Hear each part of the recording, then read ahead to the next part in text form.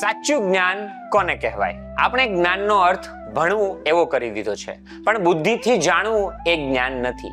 મોંમાં બટકું મૂકવાથી ભોજન થઈ જતું નથી. મોંમાં ભરેલું બટકું બરાબર ચવાઈને ગળે ઉતારવું જોઈએ, ત્યાંથી આગળ હોજરીમાં પહોંચવું જોઈએ, અને ત્યાં તે પહોંચીને તેનો રસ થાય એટલે આપણા શરીરને લોહી રૂપે એક શક્તિ મળે છે.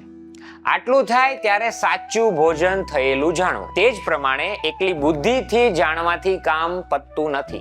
જાણ્યા પછી જાણેલું જીવનમાં ઊંડું ઉતારવું પણ પડે.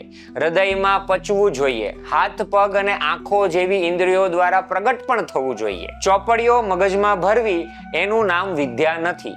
લાઇબ્રેરીએ કબાટ ભર્યું અને આપણે મગજમાં જ્ઞાન ભર્યું એ બંને સરખા જ છે. કારણ કે કબાટમાં જેમ ચોપડીઓના જ્ઞાનને આચરણમાં મૂકતું નથી, તેમ આપણે પણ આપણા મગજમાં ભરેલા જ્ઞાનને જો આચરણમાં મૂકતા નથી તો એ કંઈ કામનું નથી. ગધેડું ચંદન ઉપાડે કે ઈંટો, એના માટે બંને સરખા છે. તમે તમારા બાળકને શું બનાવવા ઈચ્છો છો?